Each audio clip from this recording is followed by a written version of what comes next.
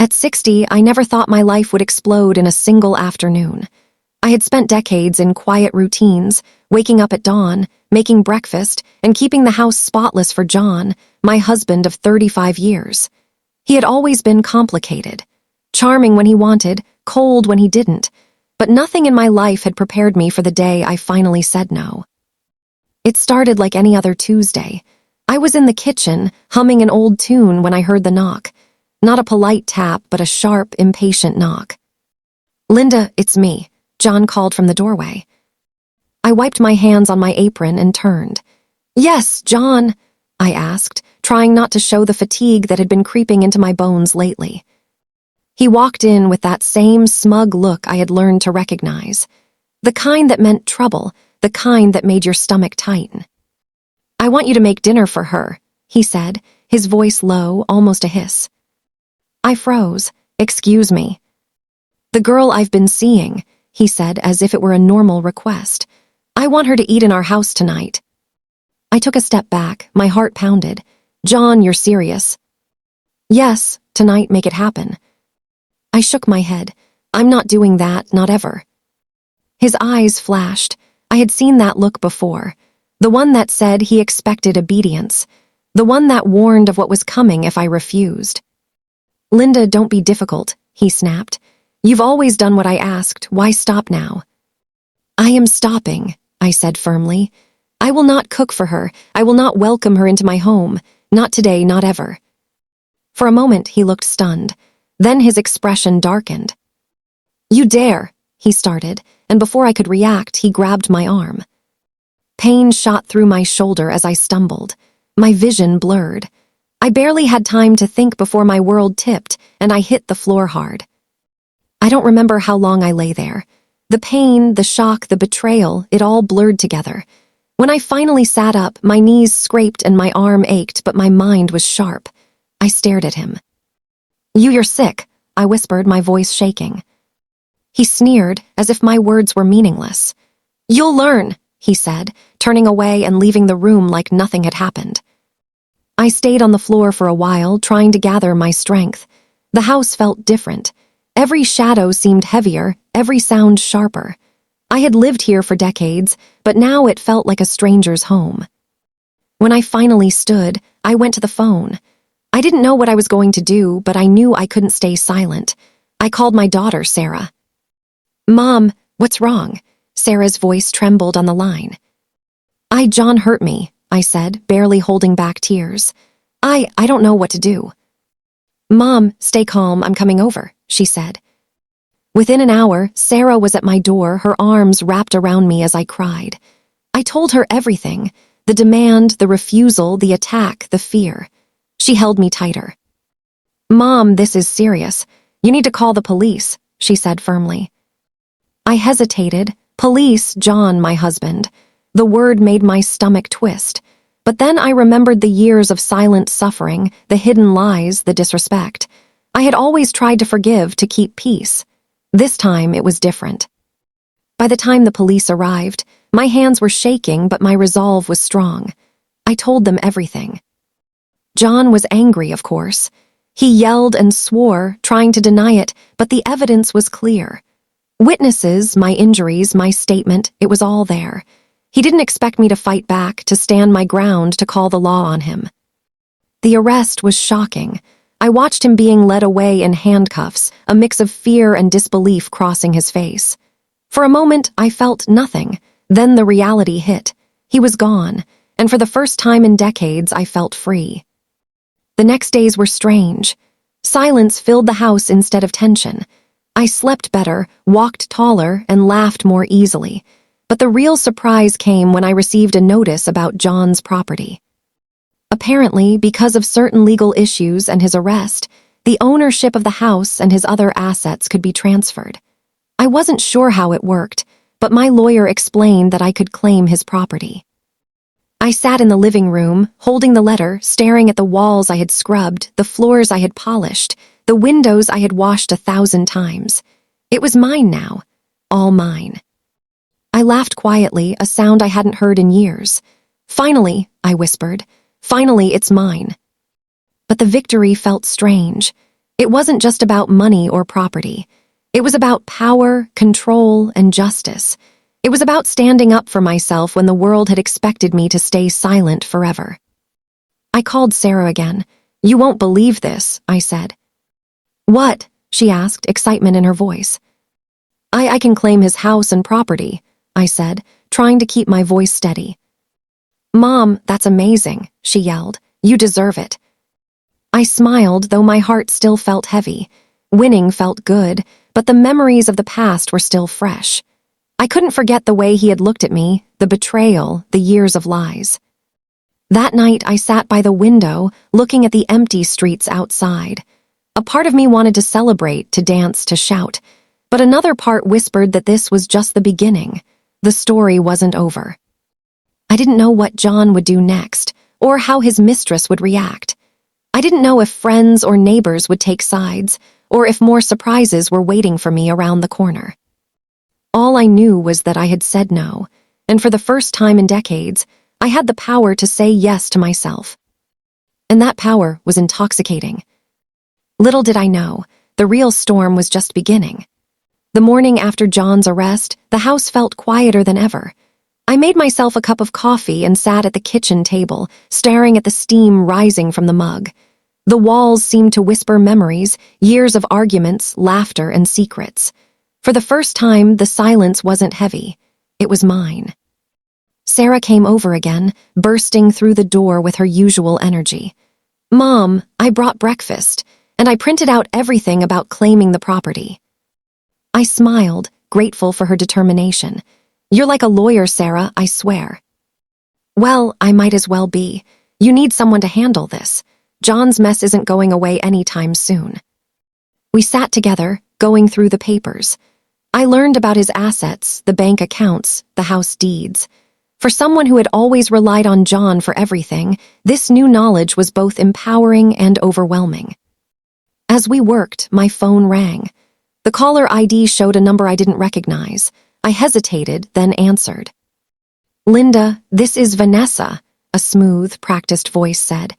"John told me everything. You think you've won, but I'm not letting this go." My stomach dropped. Vanessa, the woman he had called my girl, the mistress. "I don't know what you mean," I said, trying to keep calm. "Oh, don't play dumb," she said, her voice sharp. "I know you're taking his house, his money, everything. You think this is over. It's just beginning." I swallowed. "I'm not afraid of you." Vanessa laughed, a cold, biting sound. "You should be. People like us. We always find a way to get what we want." Before I could respond, she hung up. My hand trembled. Sarah noticed. "What was that?" she asked, eyes wide. Her mistress," I said. "She's already trying to intimidate me." Sarah frowned. "Mom, don't worry, you've got me. We'll deal with her." But even as I said the words, I felt a chill. This was no longer just about John or his property. It was about survival, about protecting myself from people who thought they could step into my life and take what they wanted. The next few days were a whirlwind. Lawyers called, neighbors whispered, and John's absence left a strange void. Part of me wanted to enjoy the quiet. Part of me worried about what would come next. One afternoon, I was in the living room, organizing some old photo albums when I heard a knock. I froze. It was Vanessa. I opened the door slowly, my heart racing. She stood there, dressed impeccably, a smug smile on her face. "Hello, Linda," she said. "Mind if I come in?" I stepped back. "You're not welcome here." "Oh, come on," she said, stepping inside anyway. "I just want to talk. Surely we can reach some understanding." "Understanding," I echoed, my voice cold. "You mean intimidation." She chuckled. "Call it what you like, I call it strategy." "You're not going to intimidate me," I said firmly. She tilted her head, studying me. "Interesting. I expected tears, begging, but you're strong. Maybe too strong for your own good." I felt a surge of anger. "Leave, now." Vanessa smiled and walked closer. "You know, John always said you were stubborn. Funny, he never mentioned that stubbornness might come back to haunt him." Her words hit me like a slap. She thought she had power, but I refused to let her see it. "You're done here. Go." She laughed again and left, but the threat lingered. I closed the door and leaned against it, shaking. Sarah, who had been sitting nearby, grabbed my hand. "You're doing great, Mom," she said. "Don't let her scare you." But that night, I couldn't sleep. I kept thinking about Vanessa, about John, about the years I had spent bending, forgiving, pretending. I realized something important. I was no longer pretending. The next morning brought a surprise. I received a call from John's lawyer, informing me that the court had temporarily frozen his accounts. It meant that the property could be transferred to me more quickly than expected. I felt a strange mix of relief and guilt. Relief for finally having control. Guilt for the life I had shared with a man who had betrayed me. Days turned into weeks, and slowly I began reclaiming my home. I painted the walls a brighter color, planted flowers in the garden, and even cooked my favorite meals without worrying if John or anyone else would approve. But even as I built this new life, trouble was brewing. Vanessa was not someone who backed down easily. Rumors started circulating in the neighborhood. People whispered about John, about me, and about Vanessa's attempts to meddle in my affairs. One afternoon, as I watered my roses, I saw her car parked across the street. My heart pounded. She was watching, waiting for a chance.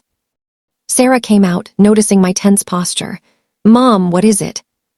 "Vanessa," I said. "She's here, she's not giving up." Sarah clenched her fists. "Then we'll make sure she doesn't succeed." But I knew it wouldn't be that simple. Vanessa had connections, charm, and cunning. And I had me, a 60-year-old woman who had survived decades of betrayal, who had finally found her voice. The days ahead promised confrontation, strategy, and the kind of suspense that made my heart race. I had thought the hardest part was saying no to John. Now I realized it was only the beginning. As night fell, I sat by the window, listening to the wind rustle the leaves outside. I whispered to myself, "I can do this. I have to." Because deep down, I knew something John and Vanessa didn't understand. At 60, I was finally unstoppable. And the real battle.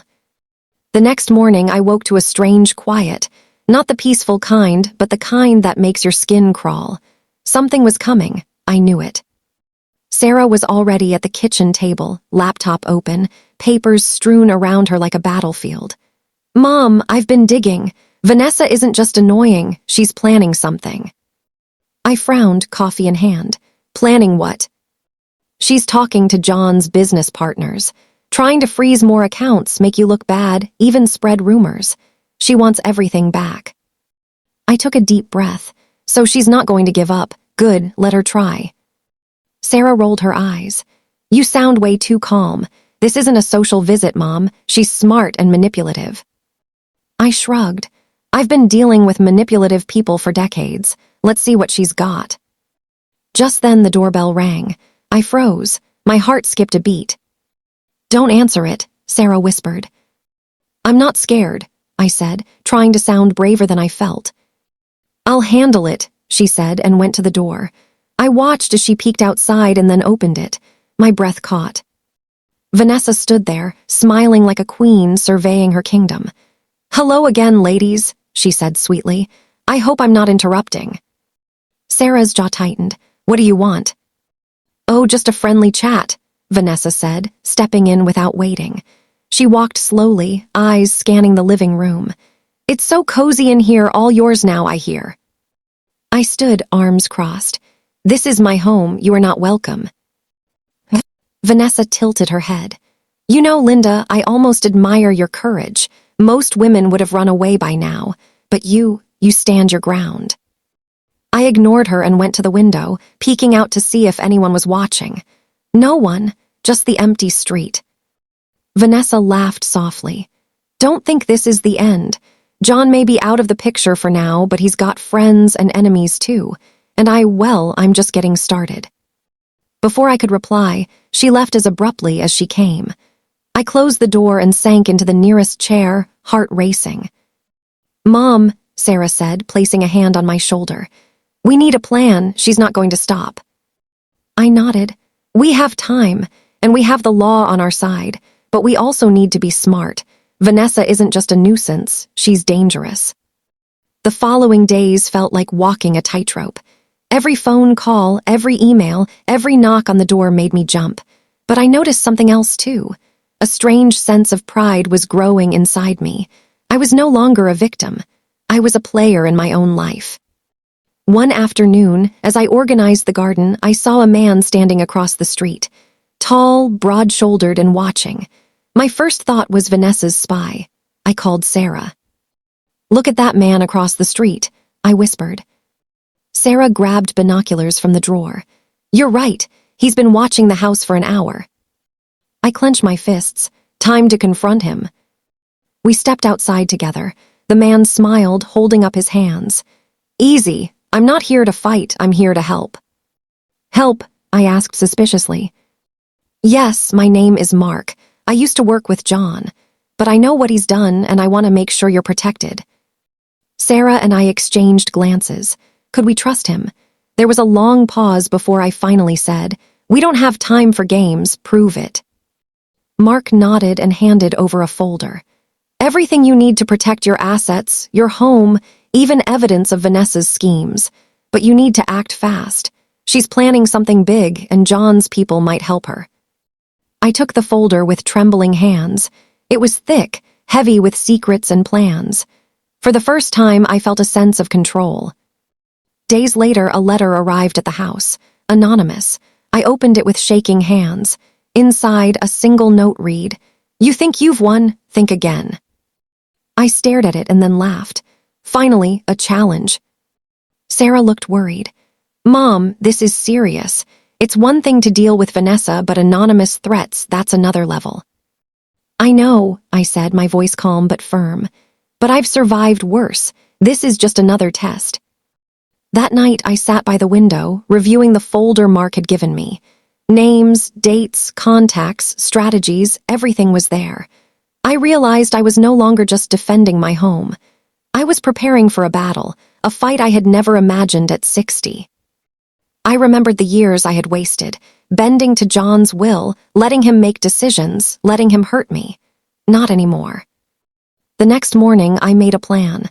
I would secure the property, protect the accounts, and make sure Vanessa couldn't interfere. And if she tried, I would be ready. But even as I made my strategy, a small, nagging thought crept in. John was still out there. Arrested, yes, but he had allies, people who might not like me claiming everything. And Vanessa, she was clever. Too clever to be underestimated. I looked at Sarah and said, "We're not just defending, we're attacking. Smart, careful, and fast. This is our game now." Sarah nodded, determination in her eyes. "I'm with you, Mom, all the way." The next few days were a blur of phone calls, meetings with lawyers, and strategic moves. Vanessa tried to interfere, but thanks to Mark, we were always one step ahead. And then, the unexpected happened. John got out on bail. I stared at the news on my phone. My stomach sank. He wasn't coming back quietly.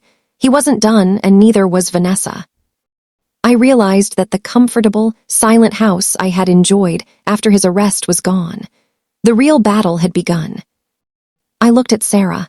"Get ready," I said, voice steady. "This is going to be messy." And deep down, a thrill ran through me. At 60, I was finally living a life I had never dared to imagine, and I wasn't going to lose it. Because this time, I was the one holding the cards.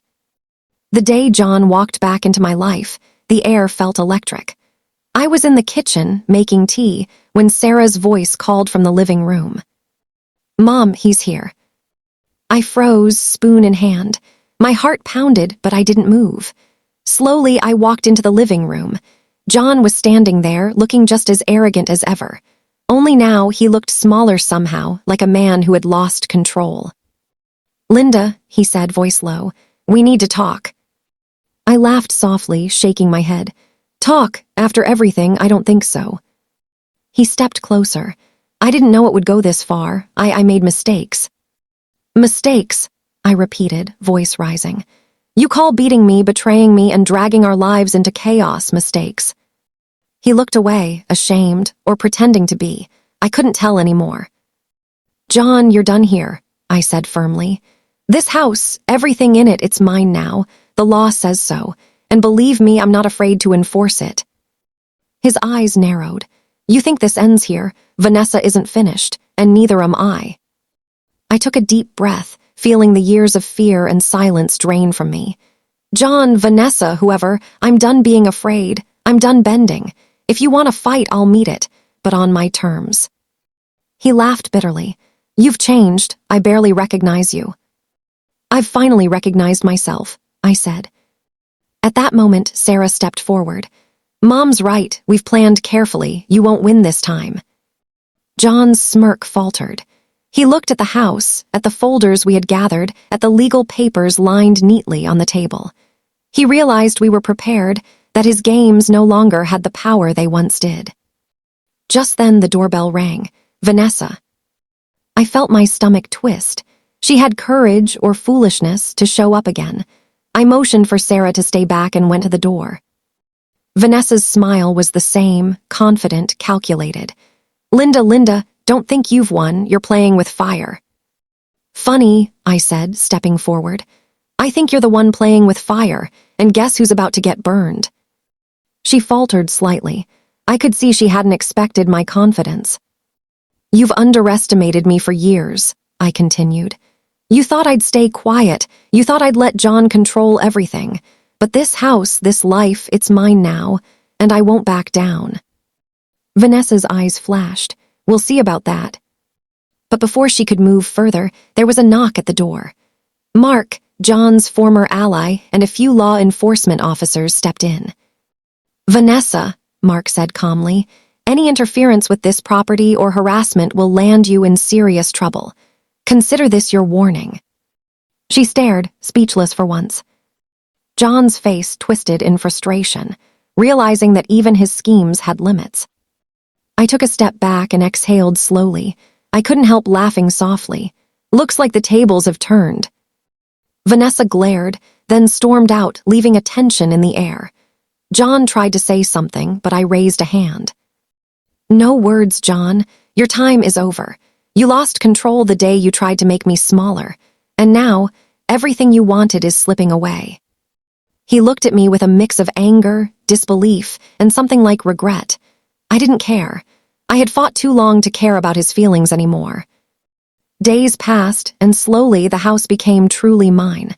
I painted, rearranged, and even started planning little things for myself. Sarah helped, of course, making jokes and teasing me about finally being the boss. I realized something important during those days. It wasn't about the house, the money, or even the revenge. It was about my dignity, my courage, and the life I had the right to live. John tried to meddle a few more times, calling and threatening, but I never wavered. Each time, I reminded myself of the woman I had become, the woman who had said no, who had survived betrayal, who had taken control of her life at 60. And Vanessa. She disappeared eventually, realizing that she couldn't intimidate me or take what I had earned. I sat one evening on the porch, sipping tea, looking at the sunset. I thought about the years I had wasted, the pain I had endured, and the strength I had found. A smile spread across my face. I had learned something vital. Age doesn't make you weak.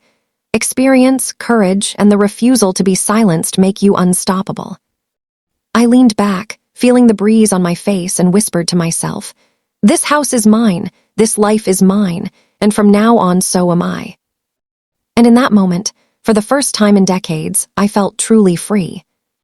Months passed since that chaotic summer. The house, once filled with fear and tension, was now alive with laughter, warmth, and the smell of my favorite meals. I walked through each room, touching the walls, remembering the years I had spent obeying, forgiving, and hopping for change. But now everything was different. I had finally claimed my life.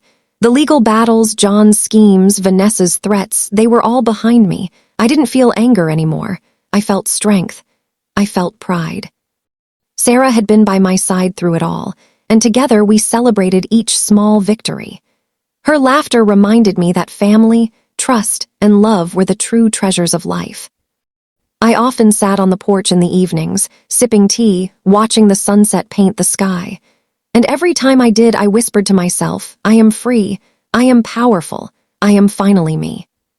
John faded from my life, his threats meaningless, his power gone.